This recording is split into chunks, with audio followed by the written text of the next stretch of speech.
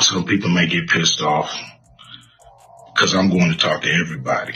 I'm not playing. It's very, very dominant. Like, he wants to control the situation. He wants to control his inner circle. I've been excluded on Oprah, you know. On Oprah? On Oprah, yeah, I've been excluded. I'm glad that he is locked up, but that's a temporary feeling of relief. You gotta worry about us on them motherfucking tapes. Now check this shit out. Ice Cube has unveiled a deeper conspiracy involving Diddy, suggesting he's being used as a scapegoat to shield someone even more powerful. This revelation sparks serious questions. Why is the FBI allegedly using Diddy as an informant? And what vital information did the New York mayor share with him just months before his arrest? Stay tuned as we delve into the hidden truths behind Hollywood's dark side and Diddy's role in these startling revelations. It's 40 years rocking the mic. And I'm gonna tell you right now, me and Dub C ain't never been to a Diddy party, motherfucker.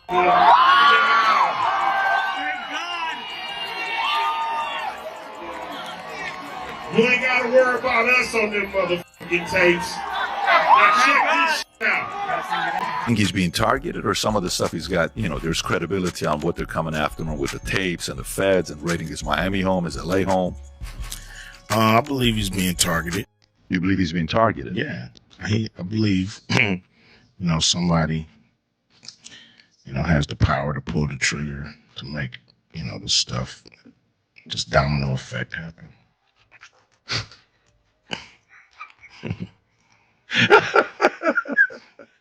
Okay. All right. So you think he's being targeted. So you don't think, Shook said, you can say what you want about Diddy, but Diddy didn't learn to like young boys. He learned it from a man named Clive Davis. He threw Clive Davis in there. It doesn't sound like you're part of that camp. You're part of the camp that you think he's being targeted. I don't know enough to even be able to be specific on any of this stuff. It's just all speculation. I just know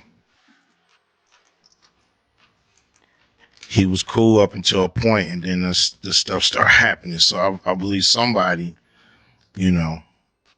like I said, yo, he's our new guy. Ice Cube has always been outspoken about the hidden truths of Hollywood and the music industry.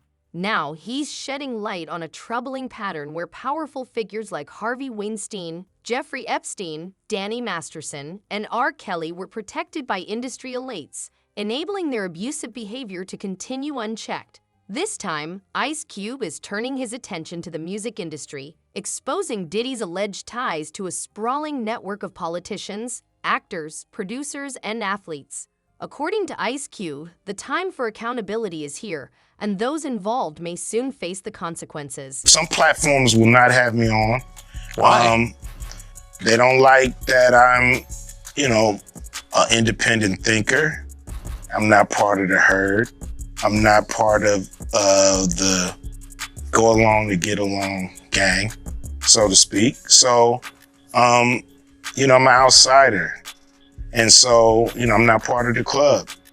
So I have to go places from one that I'm welcome, and where I can voice my opinion without somebody, saying I'm a bad person and that they never want to have me on their platform again. What platforms have banned you? I've been, I tried to go on The View. They didn't have me on The View. Why? Well, a few of the guests just really didn't like where I was coming from. So, or a few of the hosts, I mean. So that's what I was told by the producers. I don't know if the producers was just copping out and using some of the hosts to not have me come on and explain myself, but You'd be a good booking for them.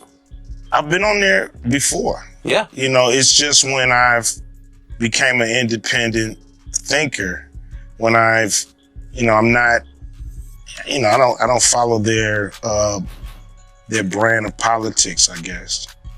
But if you can't think for yourself, then you're not really free, are you? No, you're not. You're not. But I've been excluded. I've been excluded on Oprah, you know. On Oprah? On Oprah, yeah, I've been excluded. Yeah, man. I would think you'd be the person Oprah would want to promote. I mean, you grew up in South Central, you were successful at a young age, you have dignity, you say what you think. While many A-list celebrities partied with Diddy, and some have even defended him after his arrest, Ice Cube is taking a different stance. He has revealed that he never attended Diddy's infamous parties and claims that anyone who says they were there but didn't participate is likely lying. Reports suggest that NDAs are a key reason people remain silent, helping to shield the truth. There's also speculation about a select group who knowingly supported Diddy's actions behind the scenes, now scrambling to avoid being implicated in the scandal. Yo, what's cracking? You know what it is? It's your homeboy Ice Cube. And some of you may not have realized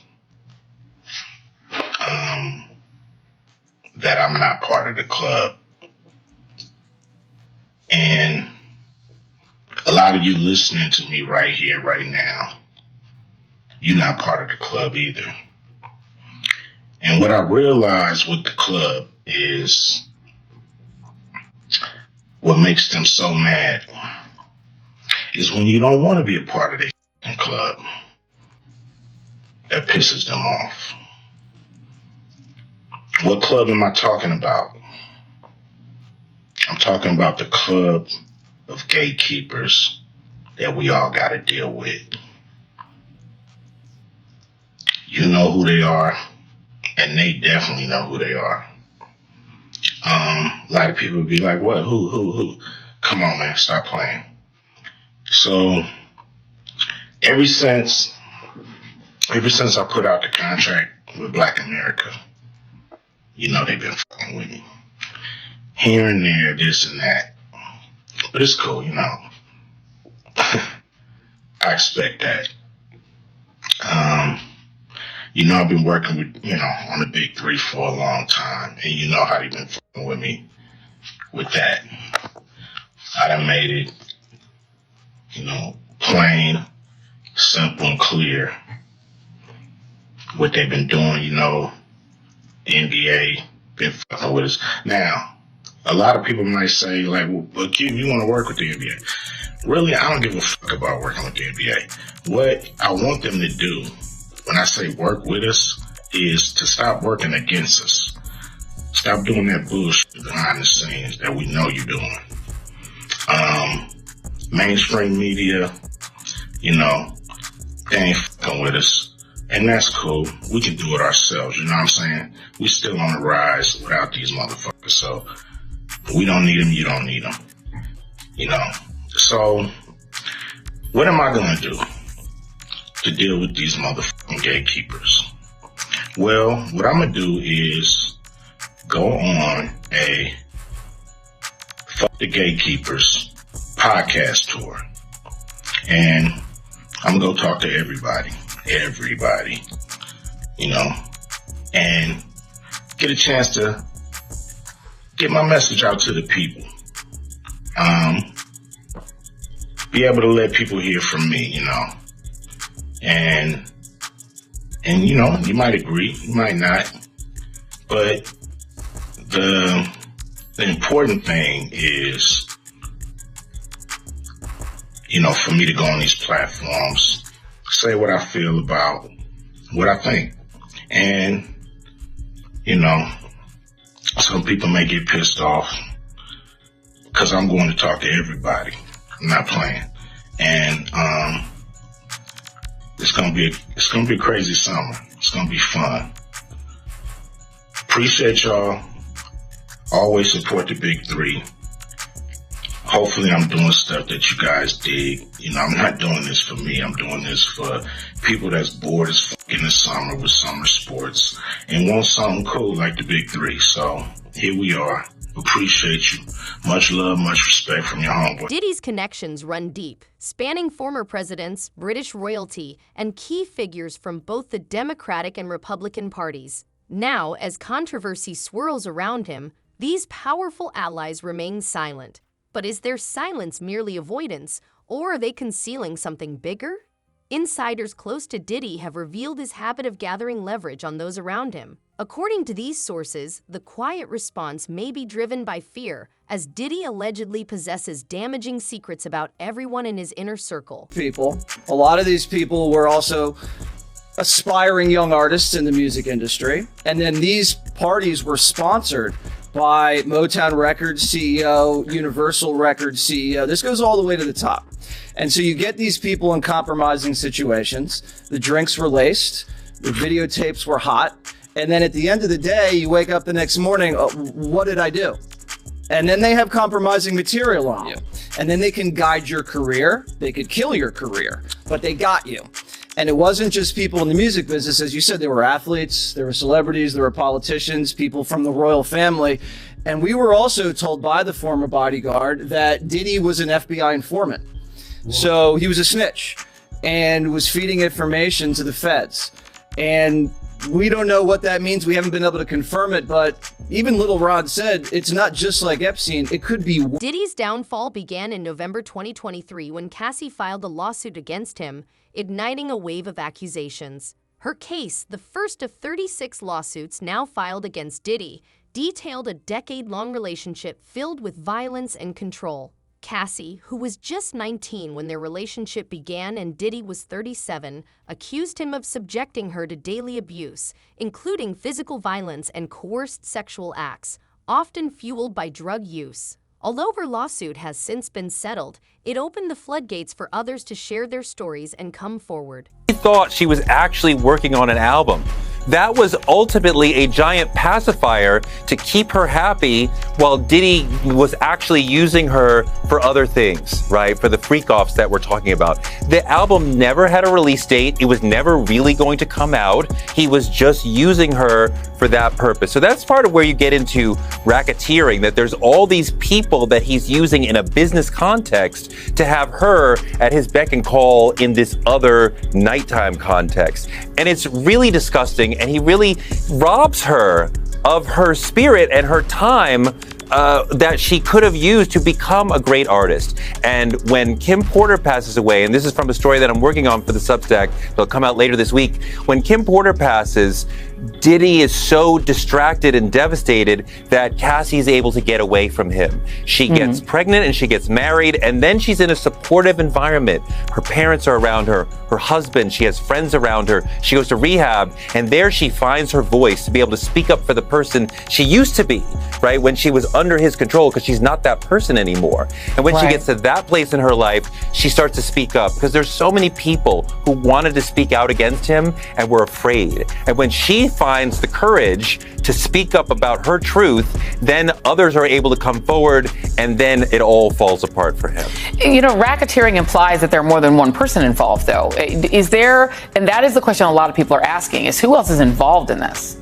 There are other people within Diddy's operation who we can point to as playing a major role as far as security, as far as procuring things, as far as getting people into his orbit. I would imagine that many of those people are currently talking to federal law enforcement, trying to save themselves from going to prison.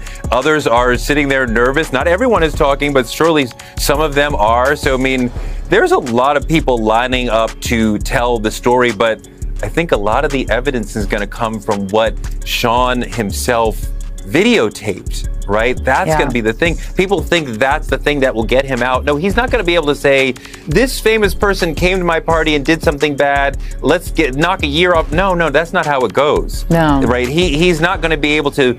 As the investigation into Diddy deepens, shocking evidence is coming to light. Reports allege that 8 tapes from his infamous parties, purportedly showing A-list celebrities involved in inappropriate acts with minors, have been handed over to Homeland Security. But why is Homeland Security involved? The answer points to the vast scale and influence of those implicated, suggesting this controversy extends far beyond the music and entertainment industry. Statements include descriptions of what the witness says he saw on those tapes. So I asked him about that, and he answered what he could, given the limitations imposed on him after testifying before the grand jury. out of those 8 videos, 8 celebrities, 6 men and 2 women, how many of those 8 celebrities were close to being underage or potentially underage? 2 males. 2 males. And of those 8 celebrities, how many of them were intoxicated or under the influence of drugs? This is going to be all speculation. I just want to preface it by he wouldn't know if they were. Right. Sure. Appeared to Let be. me rephrase Right. it. Based on, yes. Understand. Out of the 8 celebrities who were recorded having intimate relations with Sean Combs, how many of them appeared to be either inebriated or intoxicated or under the influence? All of them. All of them. Out of those 8, how many appear to be potentially victimized? How many might have been victimizing? I think all. To be honest, all. Were victims They or victims. were perpetrating? Victims. They were all 8 were victimized. Yeah, meaning this was happening to them and they were inebriated. Right. Not knowing, I guess, how much proof it was in it of what they was doing. As more individuals come forward with allegations against Diddy, including claims supported by documented evidence, questions are being raised about how such behavior could go unchecked in the industry. Was this due to lack of awareness, or was there an intentional effort to protect him? One individual, Thea Graves, has filed a federal lawsuit on September 24, 2024, against Diddy and a former associate. Graves alleges that in 2001, at a location connected to Bad Boy Records in New York City, she experienced misconduct after being rendered vulnerable.